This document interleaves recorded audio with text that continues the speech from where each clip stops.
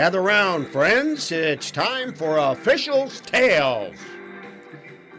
Hosted by three retired sports referees that coaches throughout Northern Ohio knew as the Three Blind Mice. They are authors of the book called Officials' Tales. So let's meet the authors and your hosts, Jimmy Borgia, Rick Hall, and Don Nardecchia for today's edition of Officials' Tales. Now here's your host, Rick Hall. And welcome everyone to tonight's episode of Story Time with a little video review and having a little fun with that. And I'm joined as always by my buddies Don Nardecchia. How you doing, Don? I'm doing great, Rick. It was 64 degrees down there today. How's it up in Norwalk? It was a little icy this morning, but I heard. we're getting there now. I heard. Of course, it's coming back on Saturday. So, and hold on, let's get Jimmy. Hey, Jimmy, there you are. There we go. Woo, boy, you get homelier every time I see you. But that's all right. Evidently, you haven't looked in the mirror lately. If you think I look bad, hey, cheers to you, boys. Yes. I thought since it's story time, we should add in a little drinking and thinking.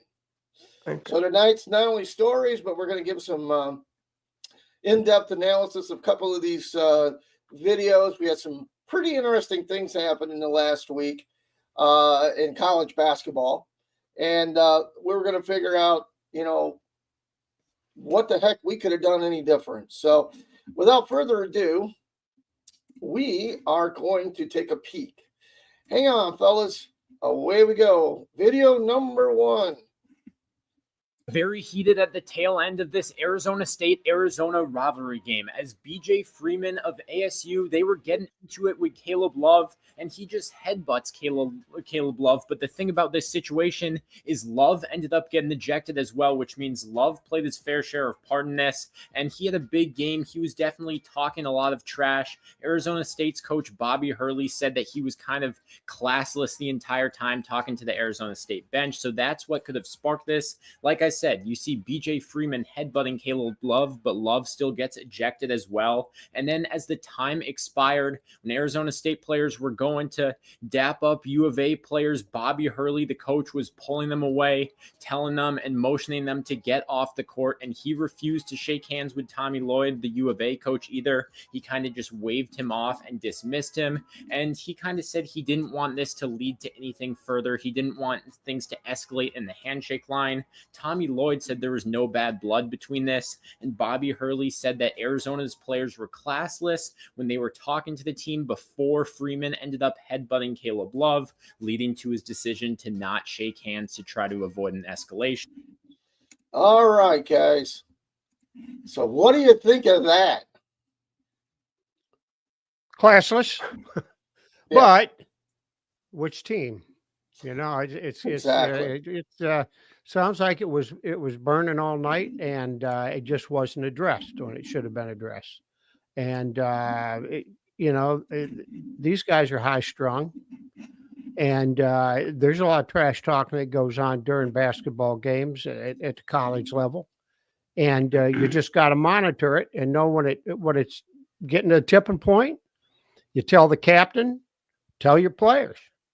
You step in during a free throw and tell both teams, yeah, that's it. That's the signal we're looking for there. That's it. So we used to use time to tighten things up. And, these officials at that level have worked a lot of ball in their careers to get there. And they should have a pretty good feeling about when it's time to use that technique and to tighten things up a little bit. Mm-hmm. Just didn't get done. It's just, and I say this, it's coming to this time of the season. They're on the home stretch. Colleges will play about another 4 weeks before the league tournaments, but they've been playing since early November. And little things turn into big things in a hurry at this time of year. And, we kind of saw it at times. We knew the volatility of some games in the high school, at the high school level, when you get to that last lap of the regular season.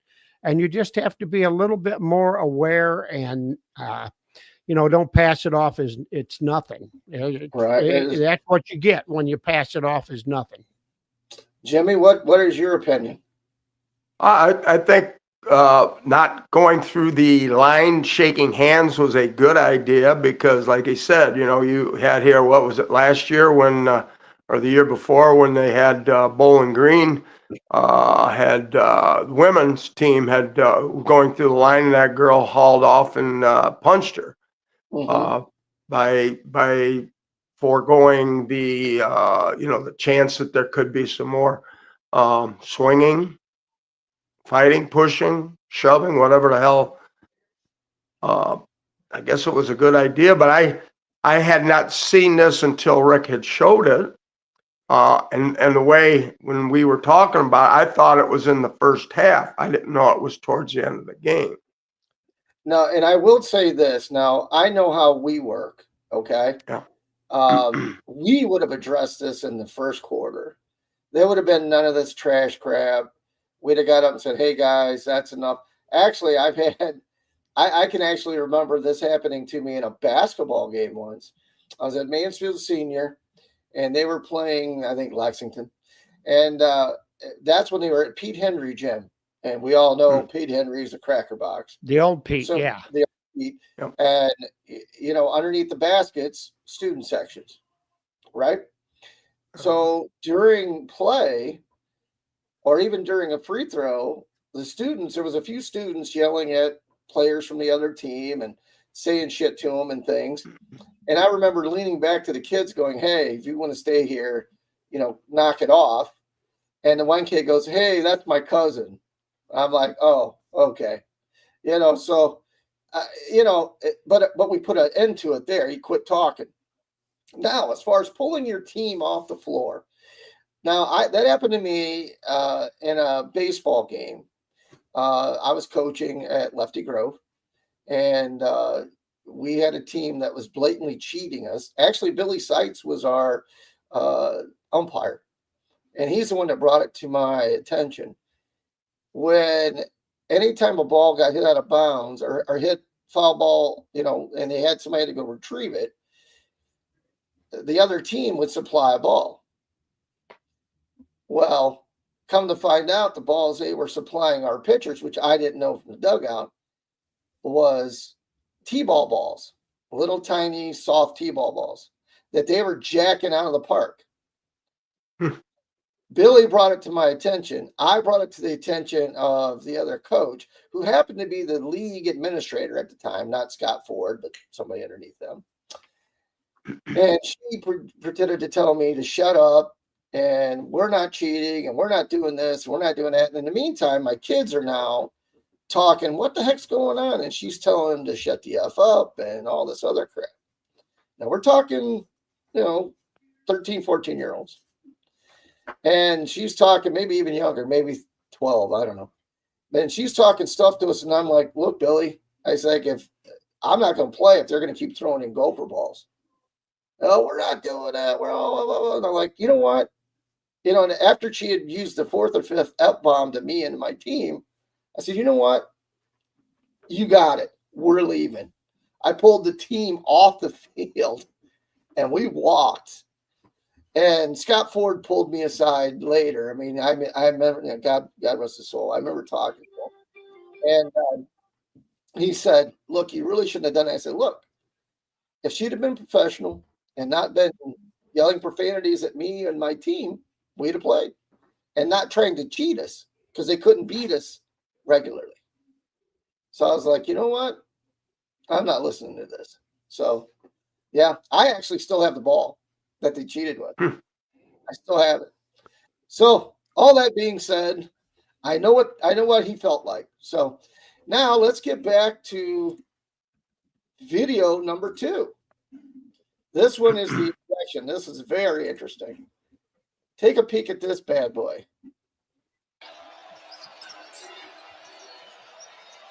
Good ball movement. Hawkins for three. And JoJo Tugler. Did you see it? No. Okay. You'll see it. Can you make it bigger? Oh, it's full screen. It looks like he might have taken a shot to the nether regions, King. Not fun for anybody. Definitely not fun.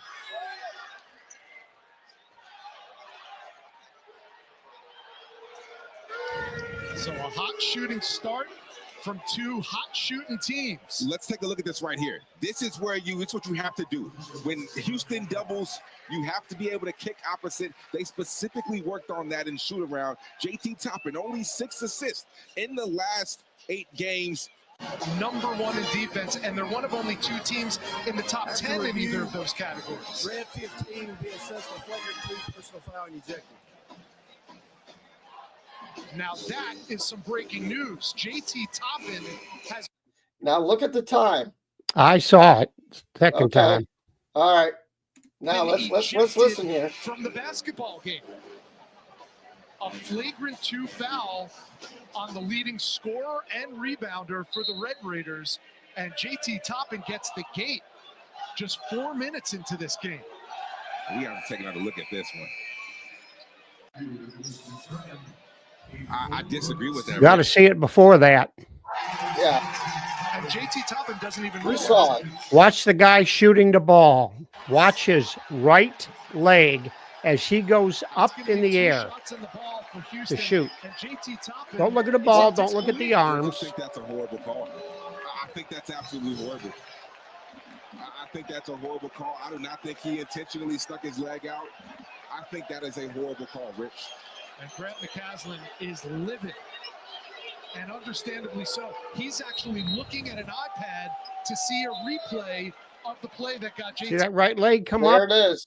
Now that's on the pass. That's not normally the way you shoot a jump shot or throw a jump That pass. is not a flagrant 2 worthy.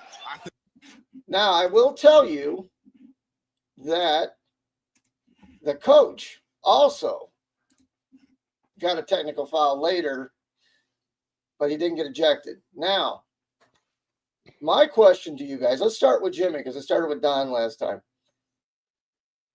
What do you think? Now, if you saw that live, Jimmy, okay, now we're not talking college where we can flagrant 2 and look at the video and eject the guy. What do you do or say if you see that play live in the first quarter? Well, I said he's jumping up to make a pass to a teammate, but how did that leg get up that high? And, depending on where that landed, I'm blowing it dead there. We don't even get the shot off. Okay, but do we assess a foul? Do we assess a technical foul? Or do we just go talk to the kid? The kid that kicked. Obviously, at the angle that I'm looking at, I couldn't tell that much. I mean, the referee that was behind it, or had a good enough straight line that he could see what was going on. You're the trail. You're looking right at it. Right. What do you got? Right. What do you got? I mean, what do you do?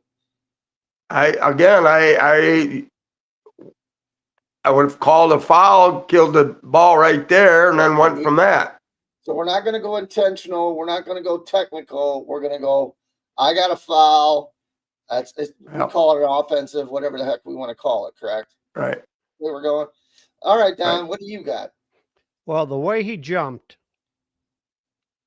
if every player, every time they jumped, threw one leg up in the air in front of him, not many of them would land on 2 feet.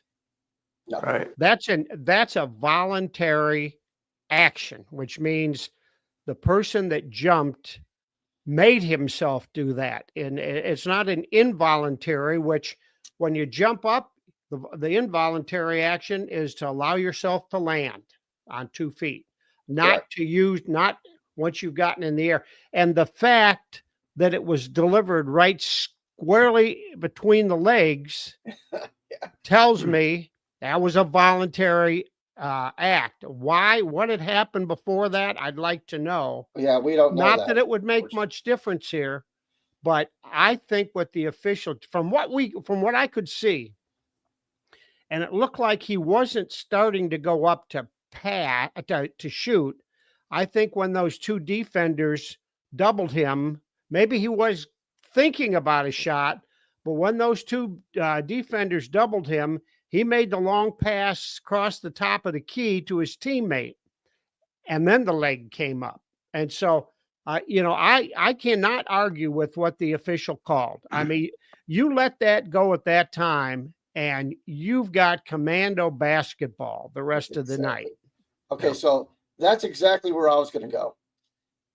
Now, and then I'll tell you the story after. So my first thought when I saw it, that this is an absolute deliberate act. Okay.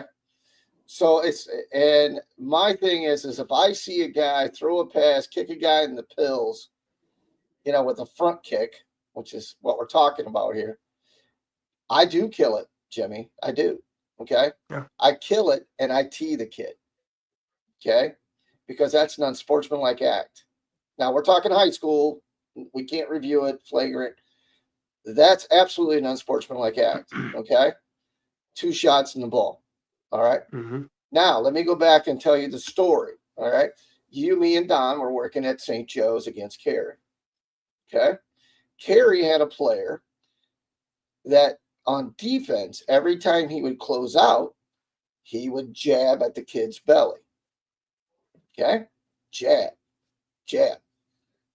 The first time I told him to knock it off. The second time he did it, I told him to knock it off. And I told the coach, I said, the next time he does it, that's a technical foul. Right? Guess what the dumbass does? He does it a third time. It's a technical foul. Coach goes, well, what? I'm like, Coach, if he hits that kid in the pills with that forearm, whether he meant it or with that hand, whether he meant it or not, we're going to have all hell break loose. There's 2 things you never do to a guy. You don't hit him in the pills and you don't slap him in the face. You do either one of those 2 things or talk about his mother. You do one of them things, all hell's breaking loose, right? You got it. We ain't having that stuff, boys. We ain't having it. All right. So for me, that's a technical foul. Okay. Period. Because that way you send a message. You do that shit again, and it sends a message to the other team and the rest of the team. You do that crap again, you're not getting a technical, you're getting ejected. Because that technical foul, that's a warning. Right? That's your warning. That's your sideline warning, boys. Do that shit again, you ain't gonna like the result. So anyway. Yeah, so and we all know how tight it was reffing over at St. Joe. Yes, sir. And it's very hard to searing, but when you see if you see something like that, you call the kid on it, and so you don't have to keep watching. I mean, you do, but you hope that you settle it. Mm-hmm. And more than once when I've seen something kind of similar, and I tell them, we're not going to stand for that. I also say, and now by doing that, you got my full attention. Yes, sir. Let them, just leave it. I didn't say I'm going to be watching you like a hawk. I said, you got my full attention now for that. So now that we've thoroughly reviewed this, and I think we've got to the bottom of it. Hey, Jim, why don't you start us off with a famous tales from Jimmy Borgia? Well, this was Don and I and Matt Kemp. We traveled down to Worcester this night. Got there and they're playing Ashland. And somehow when we introduced ourselves, the coach from Ashland knew my uncle from softball and stuff. As we talked a little bit and we went on about the game, we got out there and up and down the court and pretty good ball game. And there was a timeout with maybe about 14 seconds before we went at a halftime. We come out of the timeout. Matt was on the baseline. We're going full court. I'm at midcourt on the back because they had a couple girls back there kind of keeping a press on them to not get the ball up. Anyway, they brought the ball and the girl starts dribbling towards me. And I'm like thinking to myself, we got to be getting close to the 10-second call. All of a sudden, the girl comes and there was contact. I'm blowing my whistle. You can hear it. And just all of a sudden, I could hear that little boop from Matt's whistle. And I look over and I'm looking up at the clock. Yes, it should have been a 10-second call, but I had the call. So I walked towards the table. As I'm getting there, the coach from Aspen, Jim, he said it should have been a 10-second call. He's pointing up at the clock. And I said, Coach, you're absolutely right. But it wasn't called, so we got to go with what we did. So I said, I'll talk to Matt at halftime about that. So we get back in the locker room at halftime, and I said to Matt, I said, did you miss something there? And he goes, yeah. He said, I forgot to start my count once the girl got the ball in. So we went back out to start the second half, and the horn blew. I got the ball, threw it over to Matt, and I walked over to coach from Ashland. I said, Coach, I said, I talked to Matt about that. And I said, I kind of got to take a little bit of the responsibility here. I said, I forgot that Matt stutters. And without missing a beat, the coach says, well, tell him to count by twos. The whole coaching staff erupts. They're laughing their heads off. I'm laughing with them. I turn and look as we're getting ready to start the third quarter, and Matt's looking at me like, what the hell just happened over there? And as we got back in the locker room after the game, he said, what'd you say to him? And I told him exactly what I said. He said, you should count by twos if you got a stuttering problem. So that's one of the little funny things that, from time to time that go on. All right, Don, tell us what are your famous Nardo specials? I was looking for something early in my career, and I had seen a picture this last week of a couple of retired coaches from Lorain County that got me thinking about some of the longtime great coaches they had over there. My very first varsity game was at Oberlin High School, and they were playing Elyria Catholic. And I didn't know this was a huge rivalry till I walked in and saw the banners and the signs that were taped up. But the story on this is Andy Nappy was supposed to be working that game, and he got a bad case of the flu and called me. I think it was early Saturday morning. I said, listen, you have a game tonight? I said, no, I've got one this afternoon, but it was somewhere close. I said, why? What's up? He goes, I can't. And he sounded pretty rough, but he said, I need somebody to take my place over to Oberlin tonight. I said, I haven't done any varsity games yet, Andy. And he said, well, what do you think? And I said, well, last year towards the end of the season, I did a junior varsity college game over at Heidelberg. He goes, well, how'd you do? I said, I thought we did pretty well. As far as stamina, it was 103-99. Heidelberg played a AAU team out of Toledo. And he said, you feel confident you can handle it? And I said, yeah, I can handle it. He said, okay, well, I'll call the athletic director and let him know you're coming to my place. So I get there, and my partner comes in, and he had been hurrying because he had a girls' game that afternoon too on the other side of Cleveland. So now he's driven all the way to Oberlin, and so I didn't have the heart to tell him that this was my first varsity game. We just went on and talked as normal. And of course, now Elyria Catholic was coached by Bob Ginta, and to tell you a little bit about that gentleman, I had to do some research. But one of the oddest things when I did the research, that I found out that he had just passed away last Saturday, February 1st.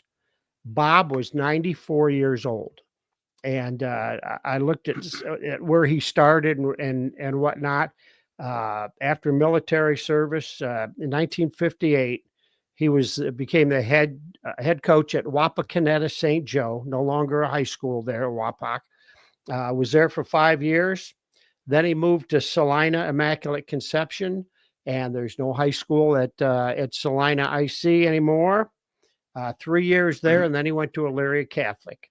At Elyria Catholic, in 22 years, his record was 329 wins, 154 losses. For his career at all three schools, 433 and 235. Just amazing, amazing coach. And in this game, it was a big rivalry game because the best athlete at Elyria Catholic lived in Oberlin. His name was Brian Thomas. He was a two-time All-Ohio running back, a just super athlete. He played football at Pittsburgh. The big sign on the wall, and this is the one that I knew we're in for a rivalry game. EC, Elyria Catholic, EC has the best player or best team money can buy. And I thought, oh boy. So it was a rat race back and forth, and it final score was by a point. It's 51-50 or 52-51. It was just a scream fest. I mean, with the fans and all. I remember I called two goaltending basket interference calls, one on each school, so those canceled out. But I don't remember a whole lot, except we did a whole lot of running and not a lot of scoring because there was good defense played. But when I was thinking about that, I thought, gee, after seeing that about Bob, I'm going to change my story about this a little bit and really highlight what kind of a career that gentleman had. And there were, in our book, we do mention Jim Lawhead, who used to coach at Lorain Catholic. Mm-hmm. And in the obituary, Jim said a lot of really nice things. And Jim's son, the other paper talked to him, and they talked how Jim and Bob were such good friends, coaching against each other all those years and stuff. And just, and I think that was the only time I ever refereed for Bob Genta, because none of us went over to Elyria Catholic to officiate, and they were in and out of leagues back in those days, and the leagues they were in were all from Elyria on east, and so the Cleveland guys took care of games over there. But Jim Lawhead was good enough to have us in 2-3 times a year over to Lorain Catholic to work for him. So that's my first story. It's not really a funny one. It's what I remember of my first game. And in my first game, I had a guy that was an absolute gem of a coach. My next story will be about another guy from over there who was not quite as, let's just say he was about as scrappy and verbal as a coach can be. Must be from. Well, it's funny you say that because, the two things. Mine's really quick. You mentioned Oberlin. It's one of the craziest places to work.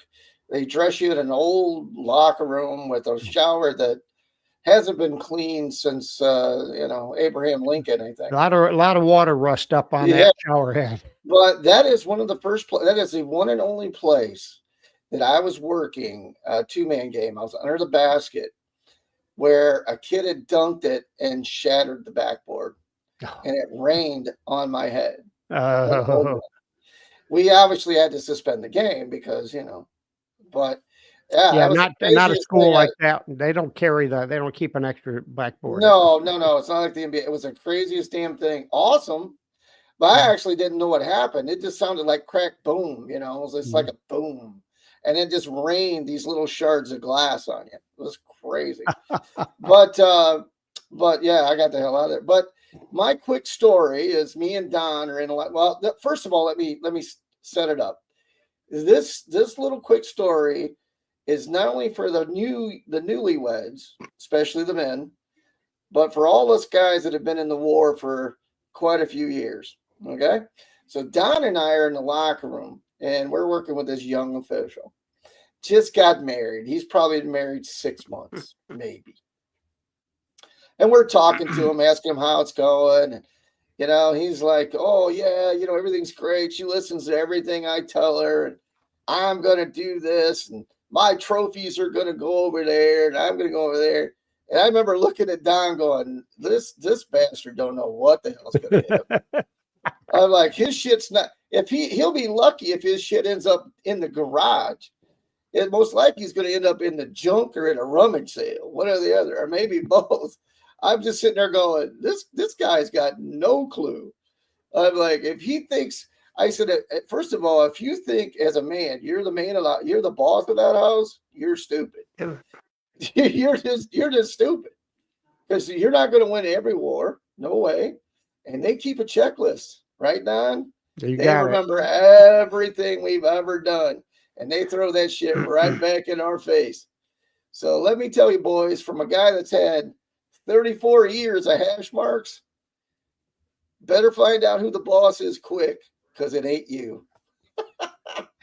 I'll remind Sherry and Susie the next time. Well, they know. Sherry knows she's the boss.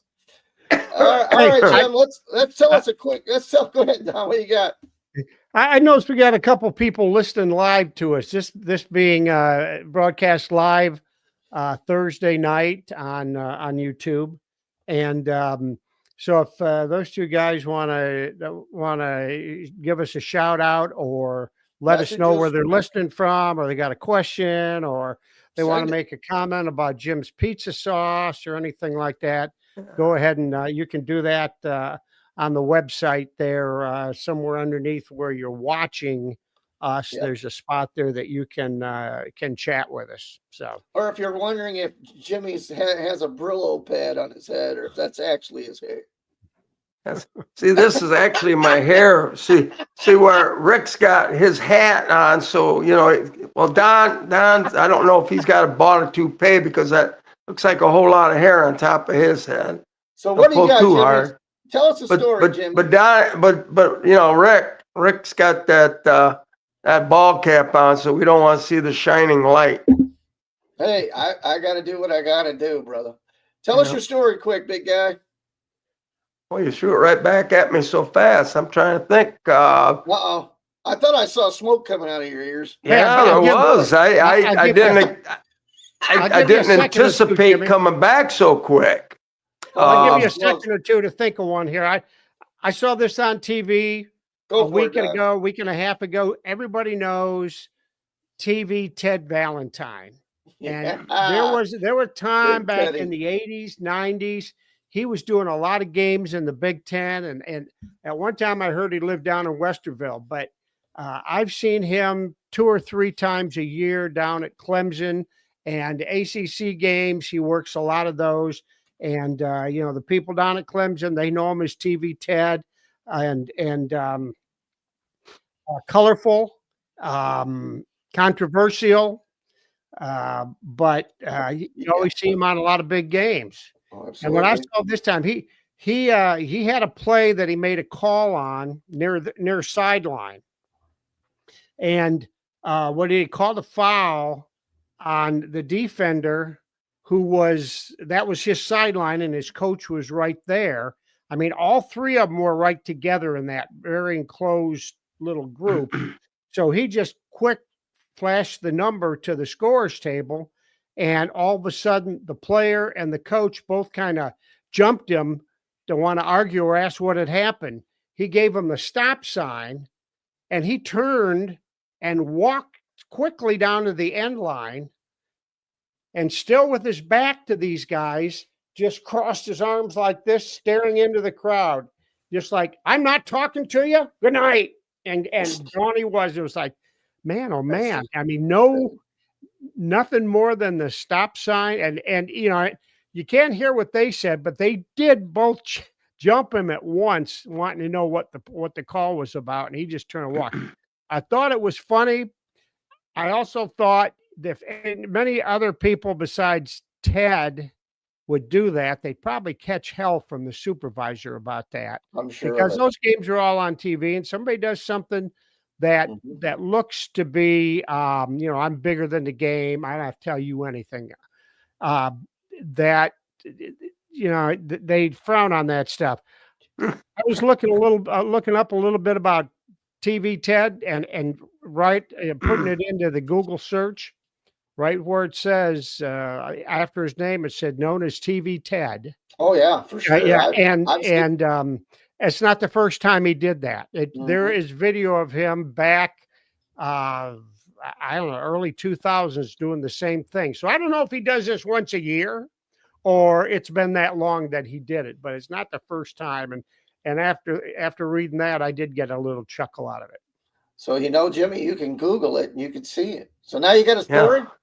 Yeah, I got Yeah, a story. Again, it's just long enough that I could throw something around in my head, kind of rattle, and that's what you were hearing. It was the night, and again, it's always when we go to these schools, they got the cake raffles going. I always bought them. My two partners, over this way, they wouldn't even pull $1 out of their wallet to buy some chances. So I would always buy, and the night in question here is we were over to Old Fort, and I had bought some, and I always tell the girls I write rough on the back, and I look at the the variety that they got out there, and I'd say, if you pull my name, I want this. Well, hey, who doesn't like a good homemade apple pie? Well, anyway, we go into the locker room after some of the JV game, and as we're going by, girls says, "Hey, you want the pie?" And here I am walking back with another, goodie to take back and share with my partners and stuff. And we got back there, and Billy Seitz was with us one night over Somebody's at Old breaking Fort. into Nardos. Go ahead. Well, I'm pointing at both of you guys.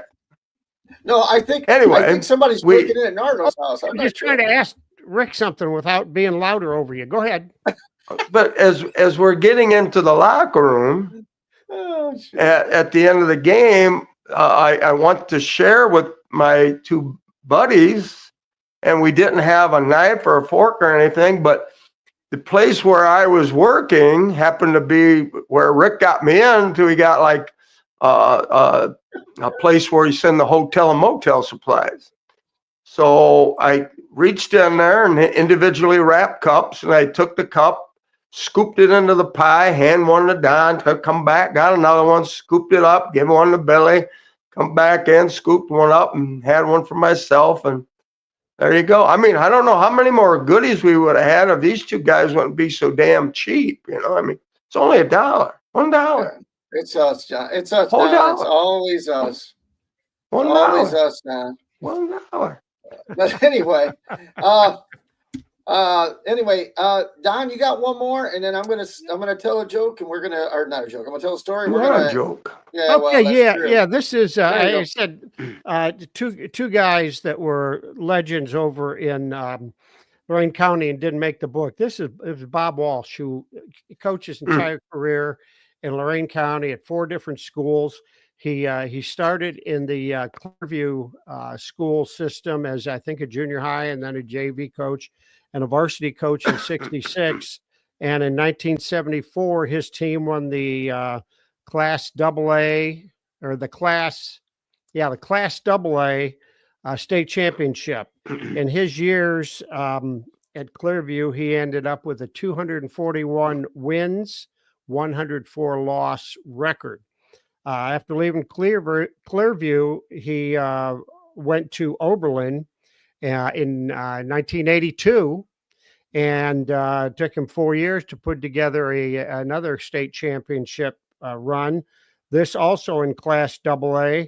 1986, they were state champions. And at Oberlin, he had a 199 win, 61 loss record. He followed that up by coaching at Vermilion, starting there in 1994. And then he went to Elyria High School in 2000. A Hall of Famer. And Bob passed away, I believe I saw in 2022. About the same age, probably passed away in his low 90s, but just like Bob Ginta. Well, the story on this one, I had officiated a few times for Bob over the years. The first time I officiated, they saw me. I did a JV game over at Clearview. And that was the first time I'd ever been at Clearview. I'd heard all these things about their great teams. The school was pretty average. But he was one of those guys, I did good enough that he didn't have to ask somebody who my name was or yell at me or anything. And a couple of times at Oberlin, his teams won handily quite often. And when I was there, so he didn't have any reason to get smoked, outside of maybe a couple of times. But you could see he could be a pistol on the sidelines. But when he got to Vermilion, Vermilion was because they're right on the borderline of Lorain and Erie County. For years, they were connected with teams in the Northwest District, then the Northeast District, then back to the Northwest District, and they got put in the league. I don't remember what it was called, but they got put in the league with Elyria, Lorain, Sandusky, Fremont. Is at that time, it used to be the Buckeye Conference, wasn't any longer, and they were in with some pretty tough schools. So it's basketball game over at Vermilion at Sandusky, and Sandusky was really good. Back in the 2-man days, no idea, no remembrance of who my partner was. Might even have been Jim. I just don't remember because the way this happened was kind of funny. Sandusky got out to a hellacious start.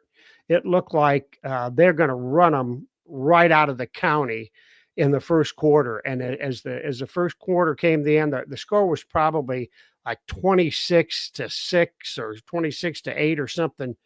Just terrible. The Vermilion kids couldn't catch the Sandusky kids to foul them, and the Sandusky kids were too quick, for Vermilion for me to call any fouls on Vermilion. There's nothing to call. I mean, Vermilion's throwing the ball away against Sandusky's press. Sandusky was putting the ball. It was horrible.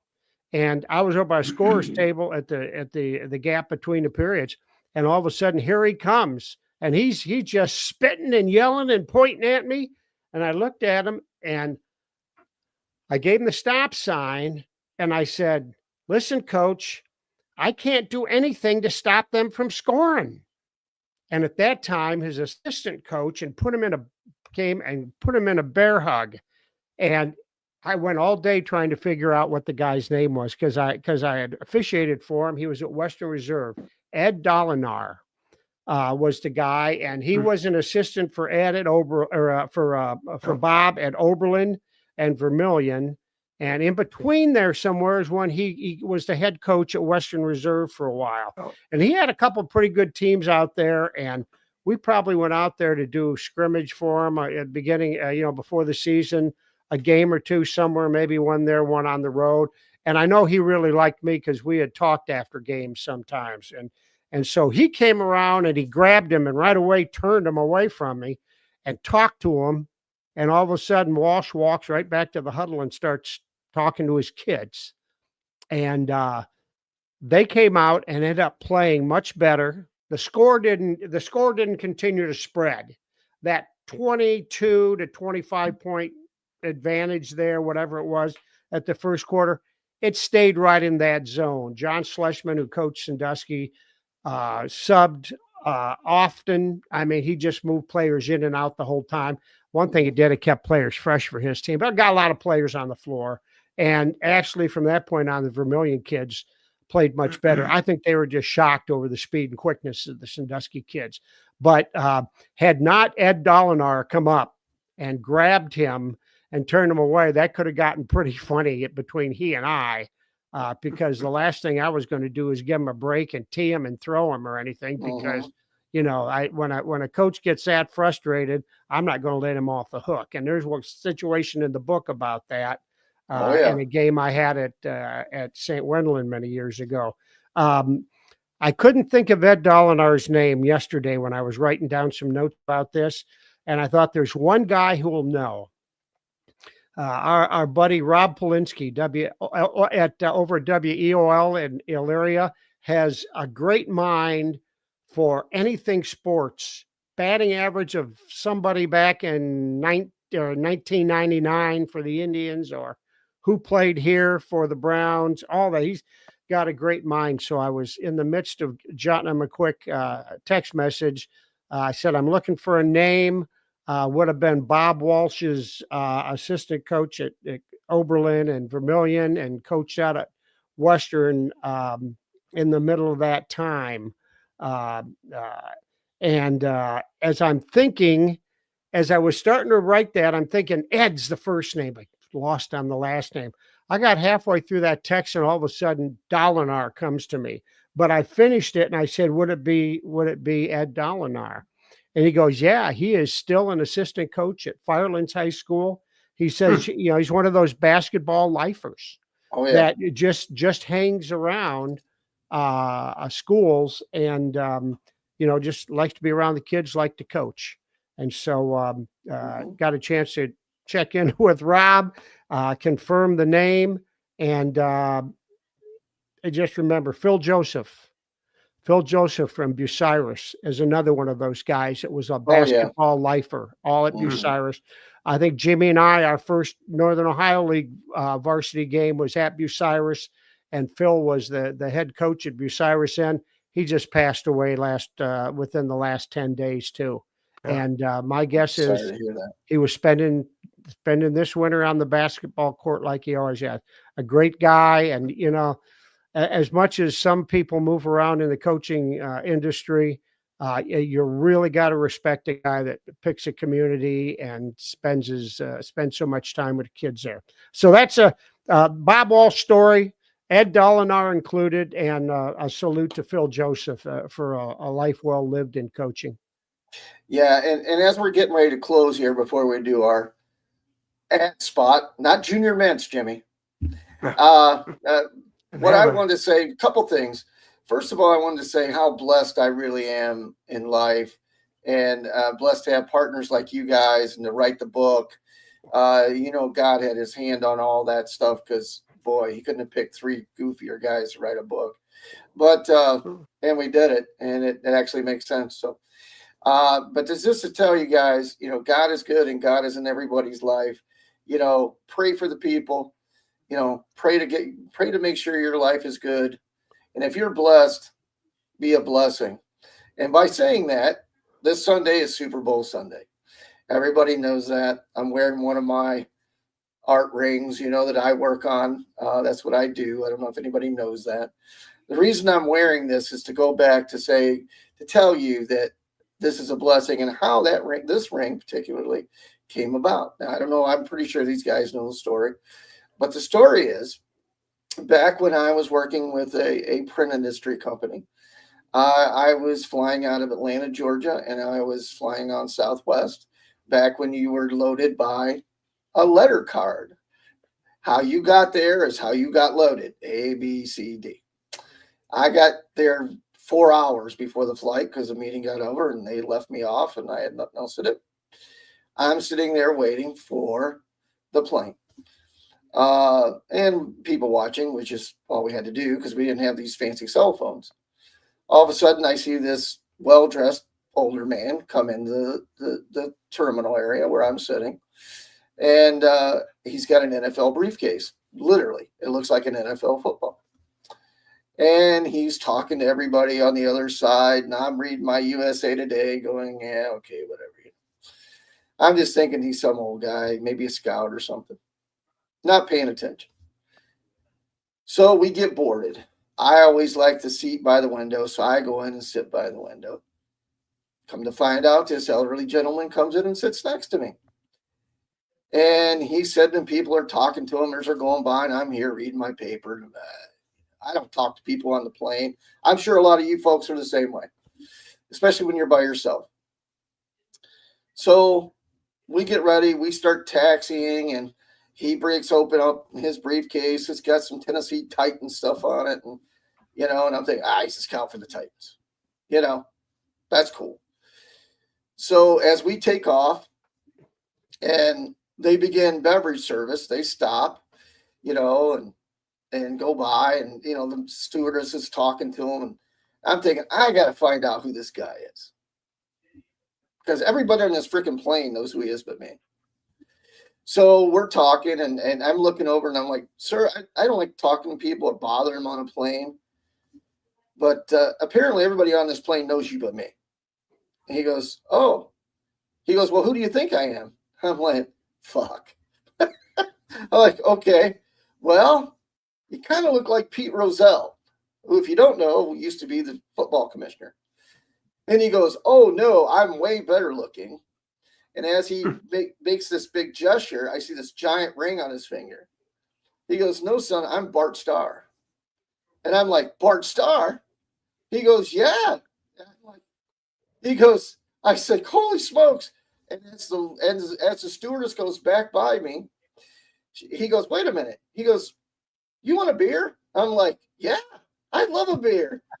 So me and Bart, now picture this, me and Bart Starr are on Southwest drinking beers, talking football.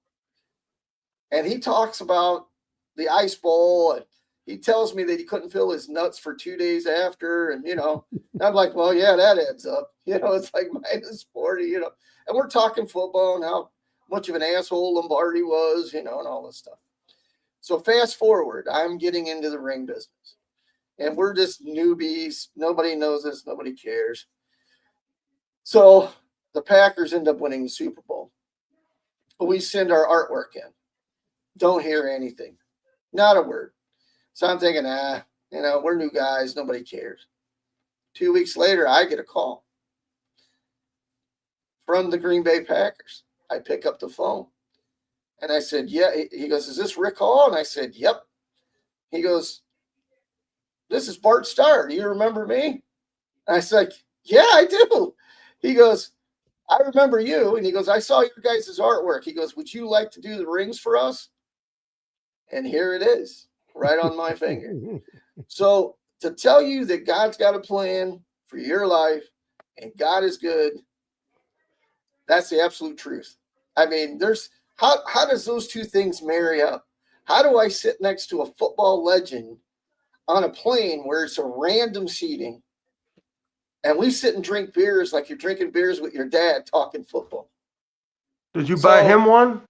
Oh, yeah. Oh, yeah. We said we drink about 4 or 5 beers between Atlanta and Charlotte, which is where he got out. Mm-hmm. Yeah. Oh, man, that's not a long flight either. No, And we're talking, laughing. I mean, we're making all kind of noise, talking football. And he's telling me about his teammates, and it was awesome. It was like, how do you get it? I mean, it's a captive audience with a legend, and that guy, that many years later, remembered who I was. So God's got a plan, boys. He does. So that all being said, as we close, don't forget us. Our book is available on Amazon in paperback, hardback, which is in color. And you can see every dimple on Jimmy's face. Yeah. Or you can go get it at the Common Good, which is on sale right now for $14 a piece or 2 for $25. And give us a like, give us a message. Click the alert bell. You'll see when we're going live, and we can have some fun together. We are going live next week again with our famous buddy Steve Gray. Great, so great guy. Yeah, take a chance at chatting with Steve and giving him some crap like we've given him all these years. So, you guys got anything to go in closing? I hope a lot of the Norwalk people see this tonight and they join in on our podcast next week. Would really like to hear some comments, some of the stories that, again, like, you only know them if you're behind the scene, like the players and the managers and stuff like that. Don? I spent 12 and a half years at Norwalk High School, and finally graduated.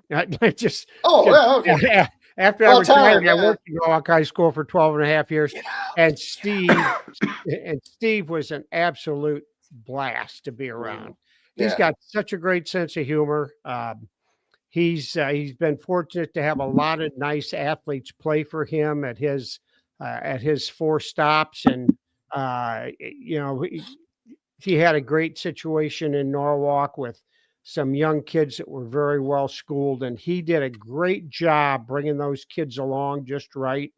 That team that won the state championship is probably one of the best teams of young men that you'd ever want to be around. Just splendid guys. Many of them have great business careers right now, and I think Steve would probably share a little bit of that with us next week. And again, being that we're live, if you've got something you'd like to ask, you have a chance next week. We'll be on at 8:00 Thursday night on YouTube.